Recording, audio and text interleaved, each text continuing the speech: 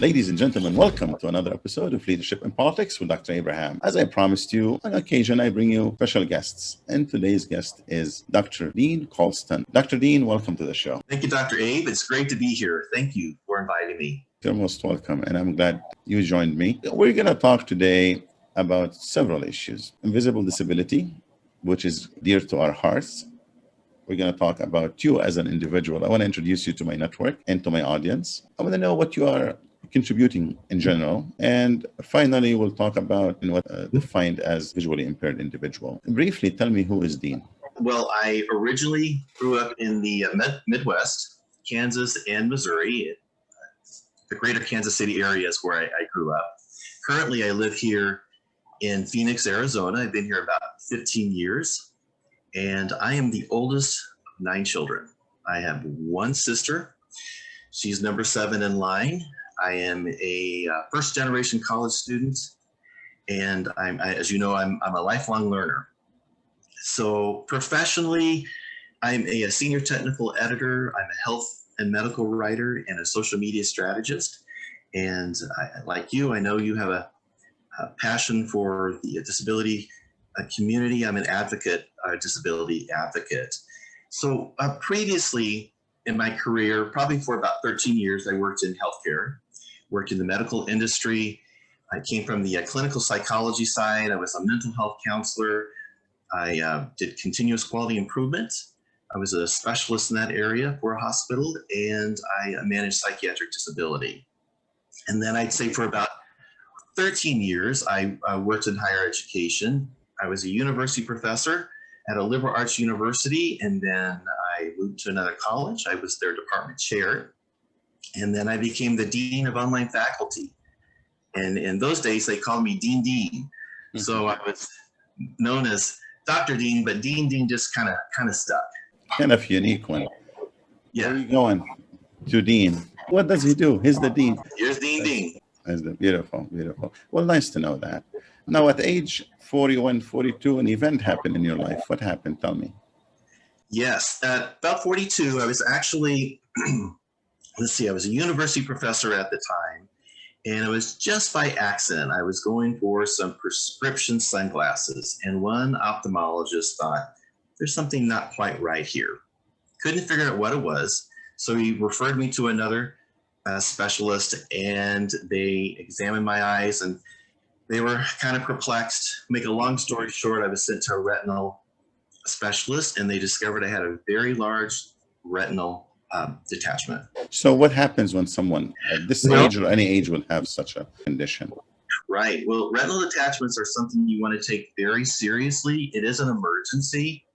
And so when they shared that news with me, my thought was, well, I need to go home and get things ready, get prepared. They go, no, you're going into surgery now. And so it was at that time, again, I'm not an ophthalmologist or an expert in this area, but they determine what type of technique they're going to use, probably based on how large of a tear and what's going on behind the eye. In my case, I ended up getting a scleral buckle that was sewn around my eyeball.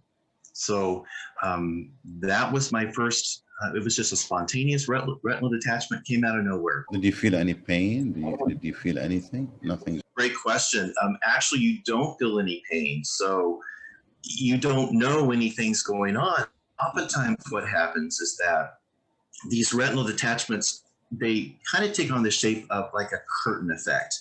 Some of them, for example, might just appear kind of around the nasal area, and they just kind of move in. And the thing about retinal detachments, unless you get urgent, some type of medical intervention, that they do lead to blindness. You were legally classified as a visually impaired, legally visually impaired. That come about?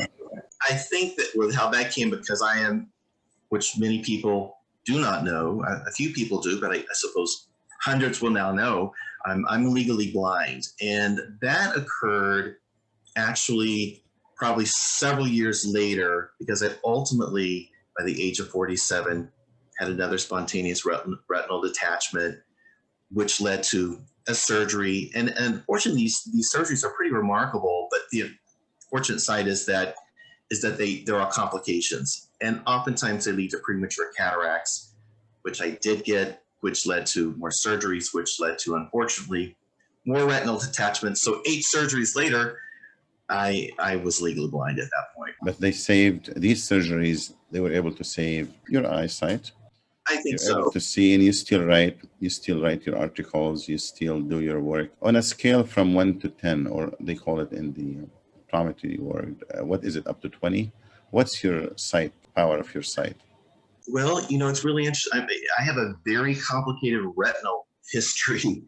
So my left eye centrally, that was my dominant eye. I always had 20/20 vision until I had multiple surgeries. And so that eye is probably roughly 20/400. So if you think about it, when you see your ophthalmologist and you're reading the eye chart, remember at the very top you'll have, I think it's the large letter E. It's really in thick, dark coloring.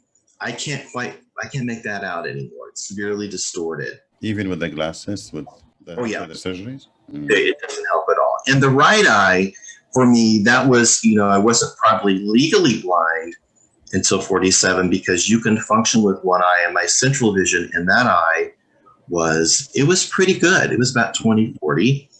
But, they do look at the visual fields, and I probably was legally blind at that point. I just didn't know until, I had all these other surgeries. And then I now know that the doctors or the ophthalmologist, they'll look at both eyes, they'll look at the acuity, and then they'll consider the visual field limitations. And I have severe visual field limitations in the right eye, and that's due to the detachments. How do you define a legally blind individual? Is there a sentence or two? Yeah, I think it's oftentimes referred to as statutory blindness or legal blindness. And there's 2 kind of steps or criteria that they're going to look at. Your best corrected visual acuity is 20/200 or less in the better eye. Okay, so in my case, we're guessing it's 20/400. It could be worse, but if you can't see the big letter E, they kind of, at that point, I think they stop. But then you look at the other eye. Okay, and so in my case, let's say it was 20/40 at that time. That's pretty good central vision, right? But look at the visual field limitations, such as the widest diameter of the visual field in that better eye, which in my case was the right eye, subtends an angle of no greater than 20 degrees. So it's a very scientific way. In layman's terms, my peripheral is so poor that coupled with my central vision in the left eye, which is 20/400, classifies me under the umbrella of legal blindness, or oftentimes it's called statutory blindness. So and again, I don't want to step on the toes of MDs, but that's what I've come to understand. Experience is the best teacher, and you went through it. Yes. No, definitely. So let me ask you this. Let's say you said there is no pain, there's no discomfort, and you didn't know. Let's say you didn't even bother to check on this, or even for whatever reasons, you didn't go to your doctor, your optometrist. What could have happened to you? Based on everything that I've read, you can go blind. Officially and blind. Sometimes, that's right. Mm-hmm. And my mother is an example. My mother is, when blinded, don't know why. Legally blind or totally blind? She was pretty much totally blind. Sorry to hear that. So this was a progression. How old was she then? How old was she? Is she still with us? She's still with us. She's in her upper 70s. She is completely blind at this point, of course. But what's interesting is that even though she cannot see anything except for a tiny bit of light on the peripheral areas of both eyes, she's now been diagnosed with glaucoma. And that's not a great thing. No. Yeah, exactly. Yeah. I'm sorry she's going through that. And let's help people and help them avoid reaching that condition. Now, it's too late for your mom to do any surgery, as far as we know? It is. The damage is permanent. The damage is done. And you really need to jump on retinal detachments very quickly. Why did you go to your optometrist? You had no discomfort. You had no pain. Was it just a routine checkup? Well, it was. And, I was someone, as I mentioned, I was highly nearsighted, or very myopic my whole life. And, someone who's worked in academia, we're scholars. Our work is behind books and computers. And in my case, it started peripherally. So you don't notice that if it happens to one eye because the other eye compensates. Exactly. So I was going in just for some prescription sunglasses, and they thought something fishy was going on. And after, seeing 3 experts, that's when they determined that it was a large retinal detachment. And probably I would have attribute that to fatigue, reading too much. I wouldn't even associate it with any conditions. Now, did you have a pre-existing conditions that led to this? Being nearsighted, I mean, I know based on the medical literature, if those of us who are highly nearsighted, as we age, because of the shape of the eye is longer than normal, based on what I understand and read, we just don't fare as well. Those of us who are nearsighted, and that's why I really encourage all of my colleagues, particularly those who are in academia or my medical writer friends, because we're behind the computer all the time. Yes. You really need to get regular eye checkups and have your retina examined, because it was not something that ever was at the forefront of my mind that could have been going on. Because again, you do not feel the pain when the retinas tear. It's painless. Mm-hmm. It unfortunately leads to blindness. And from what I understand, it can lead to blindness pretty quickly. And that's why it's considered, again, it's an emergency. I wish you the best, Dean. Let me ask you something.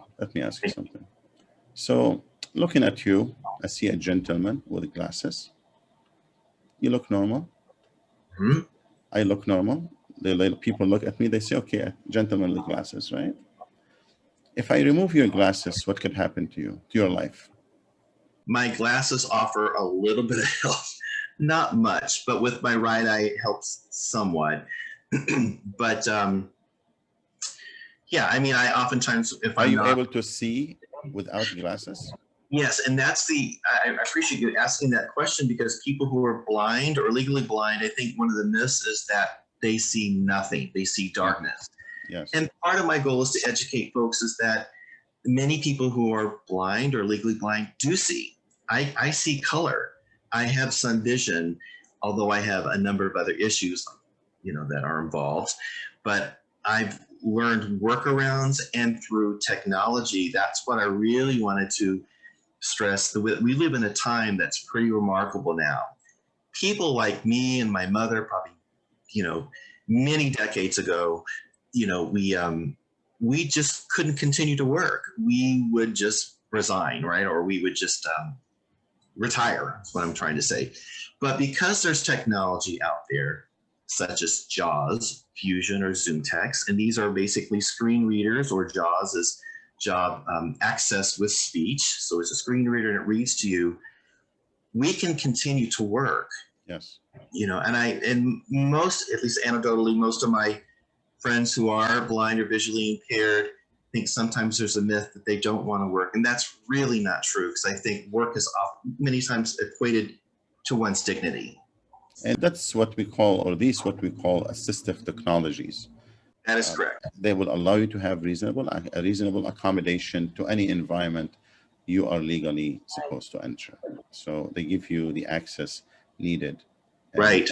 I'm grateful, and you're grateful for such technologies. We want people to be aware of them. And one of the reasons for this show, Dean, in addition to get to know you and share your story and share your insights, is to also provide insights to our dear audiences, whether on podcast or YouTube or video. And what I want to bring is this: invisible disability. It's a real thing. It is happening. And we all live with it. They say 1 in 4 Americans, and probably worldwide too, they have some sort of disability. There's the physical disability that we see, people in a wheelchair, unable to walk. And there's also the invisible disability. And when we talk about disability, we talk about a life event that will hinder your progress as an individual, will make it harder for you to function as a human being. Glasses may not be an assistive technology for you to see, but if you're legally blind and you don't have glasses or any other form of reasonable accommodation or assistive technologies, your life as an individual, regardless if you're male or female, black or white, different race, color, or religion, you would cease to function as a human being. Yes. So tell me a little bit about invisible disability. What is it? But invisible disabilities, what's really interesting is that it's estimated that about 10% of the people in the United States have a medical condition which could be considered a type of invisible disability. And I break it down, I think of it in terms of three categories, broad categories. The first one is the chronic health conditions and illnesses. For example, diabetes or cancer. I even think of chronic fatigue, people that live in chronic fatigue or pain. Another category could be sensory impairments, which it includes hearing loss, or like in my case, vision loss. And there's, of course, mobility limitations.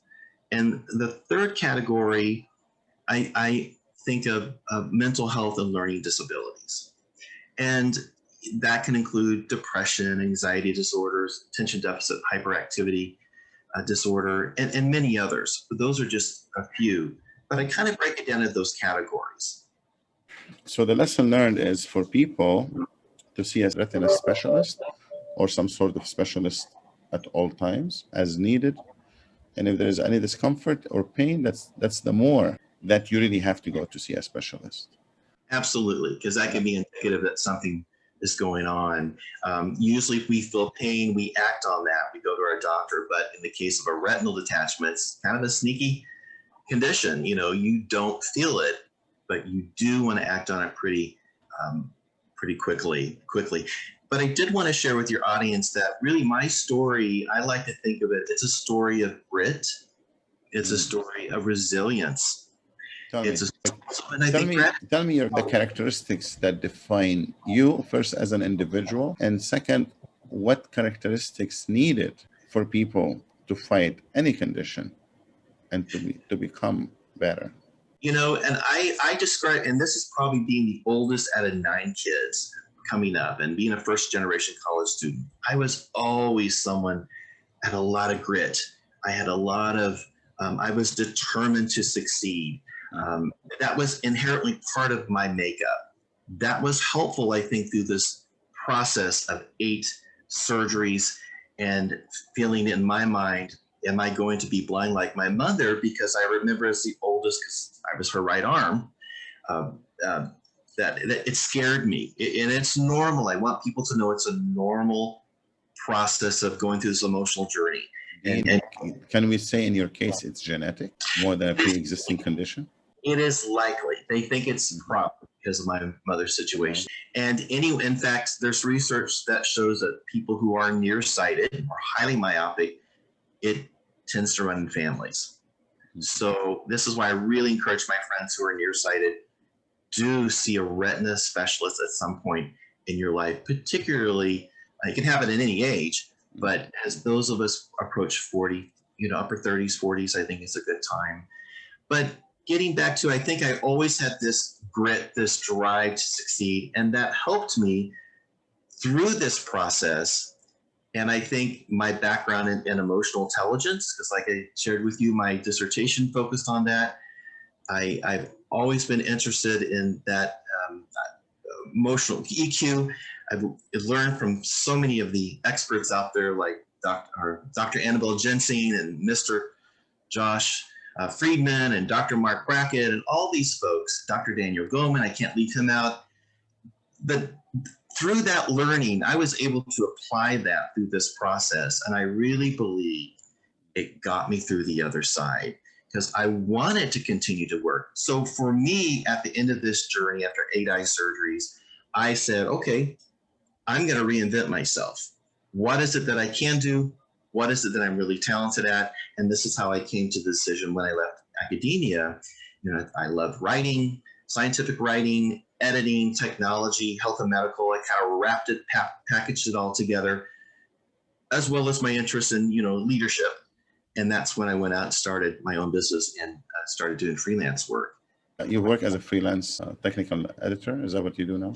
Yes, and technical and scientific communication services is what I offer. So My favorite things to do are patient education materials, creating those, consumer health content, but I've created numerous documents over the years, which, could include educational and training programs and user. Tell me about the conferences you promote every now and then. What are those? Yeah, sure. And social media marketing is a part of what I do. So I am a part of the American Medical Writers Association. I'm on the board of directors, and I'm their social media coordinator. And it's a fantastic organization. It's great because you continue to learn, because as we know in the field of medical communications and just medicine in general, you constantly have to be learning. And so I'm very involved with that organization. I help them with a lot of promotions of conferences and events, webinars, and things of that nature. But my heart kind of lies in the area of education, but also just taking this material and making it understandable to, like a family member. Why is that important to you? I've always been interested in health and medicine. I started my career back working for hospitals, and I think it's just consistent with my values. I see myself as someone who, I like to make a difference in people's lives. I see myself as serving others, and I love to see other people succeed. And I think that's a sign of a good leader, someone that allows others to shine. So, and maybe that's part of my interest in educating too. I like, obviously, even though I'm not a university professor, I think as a medical writer, we're still educating. And even as an editor, you're still educating. I like you, my friend. I like the fact is you are in the same wagon as I am, uplifting people, serving others, be an instrument of help so other people can be better and be enlightened. Of course, you're using empathy along the way, you're using compassion. Wonderful. Absolutely. Those are my driving forces. And I always say that's a part of emotional intelligence. Yes. Is empathy and compassion. And I always say if I could, make this world a better place, or when my time comes, I'd love to have said or have people say that I created a space in this world that was just psychologically safer, more compassionate, kinder, and in fact, more emotionally intelligent. I always keep those kind of values in mind.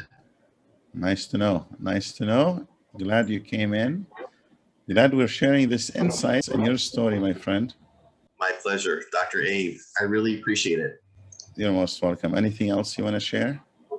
No, I appreciate you allowing me this opportunity. It's all about raising awareness and breaking myths, and just knowing that people who are blind or visually impaired, they're out there, they're active, they're working, and never be afraid to ask questions. I think people oftentimes make assumptions, and I encourage HR directors and hiring managers, ask. If you don't know, ask, and just pause on those kinds of assumptions that we have about that community. Self-awareness is part of emotional intelligence. It is. As you become more aware, you reach a certain level of understanding the whole concept. You become a shining light on others by actually making people aware as well. In addition to your self-awareness, I've noticed more emotionally intelligent people, they want to be of service to others by making them aware as well. It doesn't stop here. I'm self-aware, I'm fine. No, it has to go to the community and others. So you make them aware as well. You enjoy the moment then. Yes. So now you want others to enjoy what you already got. Wonderful. Yes. I thank you for coming. My pleasure. I really enjoyed being here with you today, Dr. Abe. You're most welcome. Do you want to share any information about you, where people can find you? I'm very active on social media, but you'll find me on LinkedIn easily, because I'm out there sharing articles and writing, collaborating with, I have 3 scientists, real quickly, if I may add, 3 scientists and medical writers that I collaborate and do a lot of work with. And we share a lot of our information on social media because we want to reach the masses. And you'll find me for sure on LinkedIn. If you Google American Medical Writers Association, you'll be able to find the national office. I'm part of the Southwest chapter, and there's various chapters throughout the United States. But I think it's a remarkable organization to be of service to. And the talented people that I met there blow my mind. They're just some really caring and just super smart people. Wonderful. Good to have you. Dr. A, be well. Thank you. Be safe.